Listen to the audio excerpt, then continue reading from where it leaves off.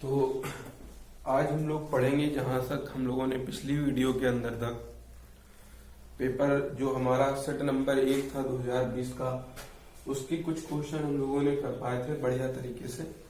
आज क्या करते हैं, वही क्वेश्चन जहां से हमारे आगे से स्टार्ट होते हैं तो उनको आगे हम लोग सॉल्व करना सीखेंगे।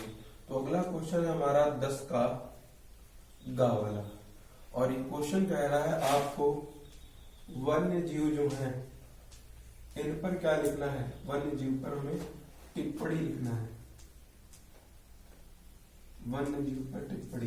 टिप्पणी का मतलब होता है भैया उनको परिभाषित करना है आपको कि वन्य जीव क्या पाए जाते हैं, कहाँ पाए जाते हैं, और इनका जो है हमारे जीवन पर या हमारे पर्यावरण पर क्या प्रभाव पड़ता है। तो यही सब सारी चीजें बताना होता है। अब वन्य जीव क्या होते हैं, देखिए वन्य में एक नाम लिखा हुआ है वन्य। वन्य का मतलब होता है भैया वन, और वन का मतलब होता है जंगल। तो जंगल में जो जीव होते हैं, अब जंगल में क्या होते हैं हमारे जीव यानी जंतु भी होते हैं, और बहुत सारे क्या होते हैं हमारे वनस्पतियां भी होती हैं। तो जंगल के अंदर पाए जाने वाले जितने भी जंतु और वनस्पतियां होती हैं, इन सभी को मिलाकर क्या करते हैं हम लोग वन्य जीव कहते हैं। तो वन्य जीव क्या है, वनों में या जंगलों में रहने वाले सभी जंतुओं और वनस्पतियों को मिला करके हम लोग वन्य जीव कहते हैं। अब वन्य जीव क्या होते हैं, देखा होगा जंतुओं में अगर बात करें तो जंतुओं में कुछ वन्य जीव हमारे कैसे होते हैं भैया, मांसाहारी होते हैं। मांसाहारी होते हैं ऐसे जीव जो अपने भोजन के लिए केवल और केवल मांस पर निर्भर रहते हैं। तो मांसाहारी कौन होता है भैया, जो मांस पर निर्भर रहे, उन्हें कहते हैं मांसाहारी। उदाहरण तो सभी को पता होगा भाई, जैसे जंगल में शेर हो गया, चीता हो गया, और बहुत सारे जंतु हो गए, जैसे हमारी क्या हो गई भाई लोमड़ी हो गई, ये भी मांस खाती है या कुछ भी कह सकते हैं। और जंगल में क्या होते हैं हमारे शाकाहारी जीव भी होते हैं। शाकाहारी जीव कौन है, जो किस पर निर्भर करते हैं, ऐसे जीव जो केवल और केवल वनस्पतियों को खाते हैं। तो हम लोग लिखेंगे वनस्पति पर निर्भर। और वनस्पति पर निर्भर रहेंगे तो होता क्या है कि कौन कौन से होते हैं, जैसे आपको पता भी होगा, जैसे हमारा जिराफ हुआ, हिरन हुए, ये सब क्या होते हैं, भैंस हुई जंगली वाली, ये सब किस पर निर्भर है भैया, हमारे वनस्पतियों के ऊपर निर्भर है। तो देख रहे हैं कि जो शेर चीता है, शेर चीता जो होता है ये मांस को खाता है, और मांस किससे खाएगा, शाकाहारी वाले जीवों को, और शाकाहारी वाले जीव किसको खाते हैं, वनस्पति को खाते हैं। तो आपको दिखाई पड़ रहा होगा कि इस तरीके से क्या होता है कि मांसाहारी जीव, या कह सकते हैं कि जो हमारा वनस्पति होता है, वनस्पति को खाने का काम करता है कौन भैया, वनस्पति को खाते हैं शाकाहारी। शाकाहारी को फिर खाते हैं कौन भैया, मांसाहारी। और मांसाहारी जब मर जाते हैं तो उनको तोड़ देते हैं अपघटक। अपघटक का मतलब जो हमारे बैक्टीरिया और फफूंद वगैरह है, इसी मांसाहारी है जितने भी जीव जंतु हैं उनको सड़ाने का काम करते हैं। तो देख रहे हैं भोजन की एक श्रृंखला बन गई है। इसी श्रृंखला को हम लोग कहते हैं खाद्य श्रृंखला। तो खाद्य श्रृंखला कहाँ भाई पाई जाती है, खाद्य श्रृंखला जंगलों के अंदर हमको क्या होती है, स्पष्ट रूप से दिखाई देती है। तो खाद्य श्रृंखला वन्य जीव को जीवन यापन करने में क्या करती है, बहुत सारी मदद करती है। तो ये हो गई हमारी क्या भैया एक वन्य जीव के बारे में टिप्पणी। शाकाहारी भी होते हैं, मांसाहारी भी होते हैं। अब लेकिन थोड़े समय में जंगलों को क्या किया जा रहा है, काटा जा रहा है। तो जंगलों के काटने की वजह से जो वहां के वन्य जीव हैं उनको क्या पहुंच रहा है, नुकसान। इसलिए क्या हो रहा है कि वन्य जीव की संख्या में भी क्या आ रही है, कमी आ रही है।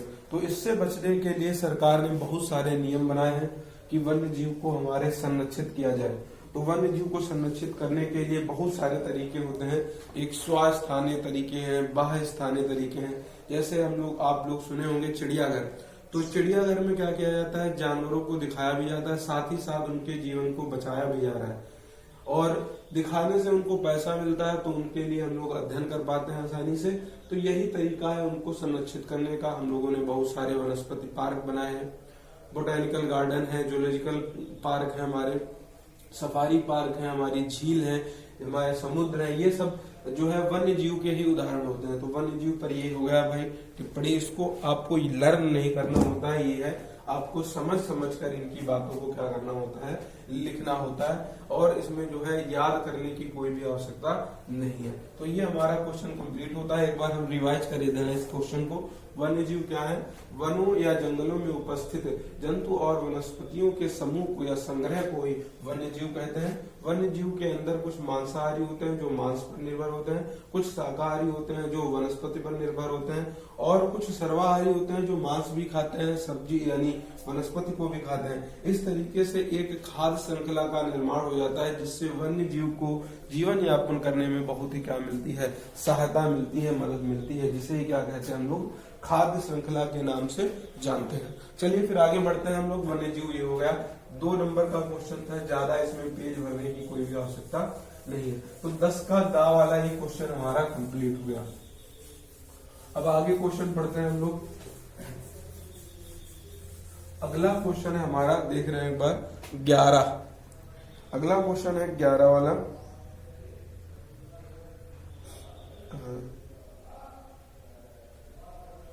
लिखा हुआ है 2 पादप हार्मोनों के नाम एवं कार्य। इस पर स्टार लगा हुआ है। ये आपके पेपर यानी जो अब की बार का सिलेबस है उससे हट गया है। तो 11 का वाला और उसके साथ जो अथवा लगा है वो भी क्या हो चुका है, पेपर से हट चुका है। तो हमारे पास जो 11 क्वेश्चन का वाला है, पहला उसमें है कह रहा 2 पादप हार्मोन के नाम व काम। इनके नाम भी बताना है आपको, काम भी बताना है। पढ़ने के लिए बस हल्का सा हम बता दे रहे हैं। हार्मोन क्यों है, हमारे 5 होते हैं मेनली पादप hormone, auxin, gibberellin, cytokinin, ethylene और एब्सिसिकम। तो ये 5 होते हैं, उनमें से किन्हीं 2 का नाम लिखना है और उन्हीं दोनों के कोई भी काम भी लिख लेने हैं। आपको याद रख सकते हैं कि जो ऑक्सिन होता है, ऑक्सिन ये क्या करता है, हमारी जो ऊंचाई होती है पौधे की एकदम पीक पॉइंट वाली, उसकी लंबाई को बढ़ाता है। साथ ही साथ आप इथाइलिन नाम के हार्मोन का काम याद रख सकते हैं कि ये क्या करता है, फलों को पकाने में मदद करता है। तो फलों को पकाने में कौन मदद करता है, हमारा इथाइलिन नामक हार्मोन। इससे पेड़ पौधे की लंबाई भी क्या होती है, वृद्धि होती है ऑक्सीजन से। ये कार्य होगा आपके इस अब की बार वाले कोर्स में है नहीं, तो इसको बताने की कोई भी आवश्यकता नहीं। अगला है हमारा, इसी में अथवा में लगा है, वो भी स्टार लगा हुआ है, तो उसको भी करने की कोई जरूरत नहीं, लेकिन एक बार हम आपको समझाई दे रहे हैं। लिखा हुआ है ऐच्छिक क्रिया और वा लिखा हुआ है अनैच्छिक क्रिया। ऐच्छिक और अनैच्छिक क्रिया में हमें अंतर बताना है और क्या होती है ये बताना है उदाहरण देकर। तो ऐच्छिक में देखिए साफ साफ लिखा हुआ है जो इच्छा के अनुसार कार्य करे, और अनैच्छिक में जो इच्छा के अनुसार कार्य न करे, जो इच्छा के अनुसार न कार्य करे। अच्छा, इच्छा के अनुसार हम लोग क्या कर सकते हैं, जैसे चलना है,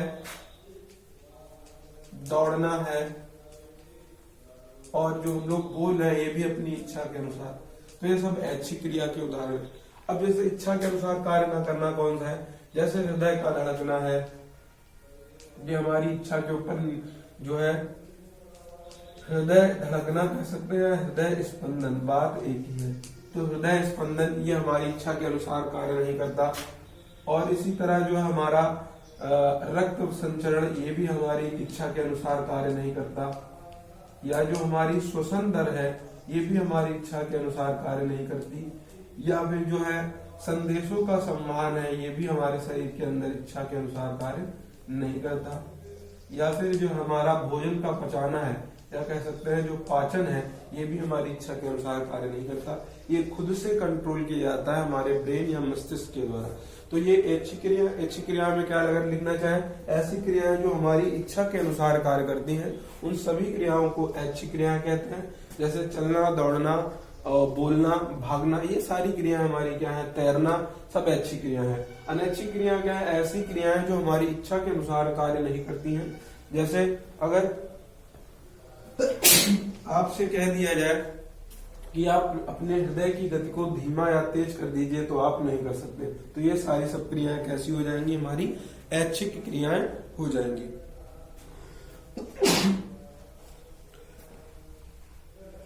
अब अगला क्वेश्चन है भाई हमारे पास अगला क्वेश्चन है हमारा 11 का खा वाला।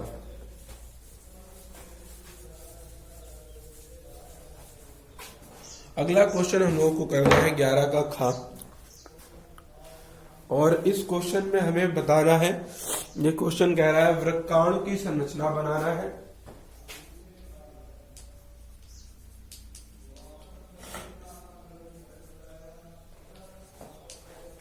वृक्काणु की संरचना बताना है, और साथ ही साथ वृक्काणु की संरचना के साथ हमें कार्य भी बताने हैं। तो इसके कार्य भी बताने हैं। अच्छा, इसके कार्य क्या होंगे? जो वृक्क के कार्य है वही इसके कार्य है, क्योंकि वृक्क की क्रियात्मक और संरचनात्मक इकाई को ही क्या कहा जाता है? वृक्काणु कहा जाता है। तो एक बार जल्दी से हम लोग फिगर बना लेते हैं भाई, किसका? जो हमारा वृक्काणु है। तो इस तरीके से वृक्काणु की संरचना पाई जाती है। ये हमारा वृक्काणु है।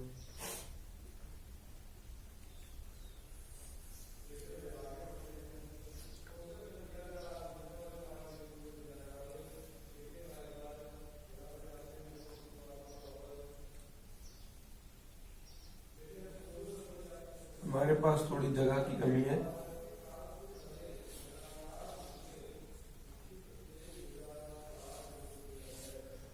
ये हमारा वृक्काणु कुछ इस तरीके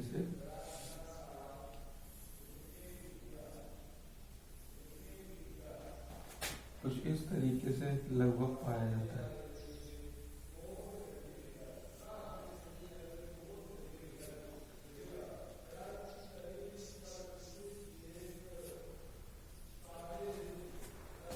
तो ये हमारा वृक्काणु है भैया, और यही क्या कहलाता है? इसी को वृक्काणु कहते हैं। इसी को क्या कहते हैं हम लोग?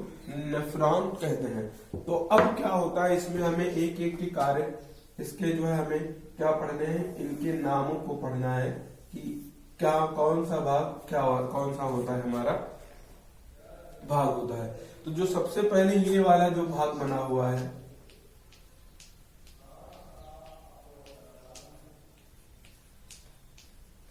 जो ये वाला कैप्सूल की तरह संरचना दिख रहा है, इसे कहते हैं हम लोग बोमेन कैप्सूल। इसे कहेंगे भाई बोमेन कैप्सूल। और ये क्या है? हमारी समीपस्थ कुंडलित नलिका, और ये यू आकार की संरचना दिख रही है, इसे कहते हैं हेनले का लूप। ये है भैया हेनले का लूप। एक बार चेक कर लें, आपके वीडियो में क्लियर आ रहा है? हाँ, तो ये है हमारा हेनले का लूप, आपको दिख रहा होगा। ये है हमारा हेनले का लूप। चलिए आगे बढ़ते हैं। ये जो कुंडलित नलिका, दो कुंडलित नलिका है, एक ये कुंडलित है और एक ये वाली। तो ये जो है इसके पास है, इसीलिए इसको कहा समीपस्थ कुंडलित नलिका। और ये वाली नलिका जो है इस बोमेन कैप्सूल से दूर है, इसीलिए इसको कहते हैं हम लोग दूरस्थ कुंडलित नलिका। दूरस्थ कुंडलित नलिका। अच्छा, यहाँ पर एक ये कुंडलित नलिका खुल रही है, यहाँ पर भी खुलेगी, यहाँ पर भी खुलेगी। तो ये सारी चीजें कहाँ करेंगे? इस वाली नलिका में संग्रह कर देंगी। इसलिए इस नलिका का नाम होता है संग्रह नलिका। संग्रह नलिका, इसको कहते हैं हम लोग संग्रह नलिका। ये हो गया भैया बोमेन कैप्सूल। और इसे कहते हैं केशिकाओं का गुच्छ है, इसीलिए इसे कहते हैं केशिका गुच्छ। इतने भाग हो गए हमारे कार्य के भैया वृक्काणु के। अगर इसको आप इंग्लिश में लिखना चाहें तो इंग्लिश में इसको कहते हैं ग्लोमेरुलस, और इसे कहते हैं बोमेन्स कैप्सूल। Bowman's capsule. इसे कहते हैं प्रॉक्सिमल कॉन्वोल्यूटेड ट्यूब्यूल, पीसीटी। इसे कहते हैं लूप ऑफ हेनले। इसे कहते हैं डिस्टल कॉन्वोल्यूटेड ट्यूब्यूल। इसे कहते हैं हम लोग collecting duct, CD, collecting duct. तो ये हमारी हो गई किसकी भैया? वृक्काणु की संरचना। अगर आप फिगर बनाएंगे इस तरीके से अच्छा सा तो आपको मिलेंगे भैया कितने नंबर, 2 नंबर। लेकिन ये टोटल क्वेश्चन है 4 नंबर का। तो सबसे पहले एक फिगर के लिए 2 नंबर है और कार्य के लिए भी कितने आपको नंबर मिलेंगे, 2 नंबर। तो यहीं पर अब हम लोग क्या करेंगे, कार्य को पढ़ेंगे। एक बार आपके फ्रेम में चेक कर लें कि आ रहा है कि नहीं। अब हम लोग कार्य को जानना है कि जो हमारे वृक्काणु हैं इनके कार्य क्या होते हैं। अच्छा ये बताइए, जो वृक्काणु के कार्य हैं वही क्या होंगे, वृक्क के कार्य होंगे, क्योंकि एक ही संरचनात्मक और क्रियात्मक इकाई होती है वृक्क की। चलिए अब देखते हैं भाई वृक्क के कार्य हैं क्या है। तो सबसे पहला कार्य भाई क्या लिखेंगे ये क्या है भैया, वृक्क जो है वृक्काणु उत्सर्जन तंत्र की संरचनात्मक व क्रियात्मक इकाई है। सबसे पहले तो ये काम हो गया। दूसरा, यहां पर ब्लड आता है भाई, यहां पर क्या आता है हमारा, रक्त। तो ब्लड से चीजों को ये क्या किया जाता है, अवशोषित किया जाता है। जैसे हम लोग पाचन तंत्र में फूड को अवशोषित करते हैं, इसी तरह यहाँ से हम लोग क्या करते हैं, ब्लड से अच्छी अच्छी चीजें निकाल लेते हैं, खराब चीजें भी आ जाती है उसी में। तो साथ ही साथ जो अच्छी चीजें आ गई उनको फिर से निकालने की कोशिश करते हैं। तो क्या कह सकते हैं कि जो हमारा वृक्काणु है ये जो हमारा जल है इसका संतुलन बनाने का कार्य करता है। तो लिखेंगे यह जल संतुलन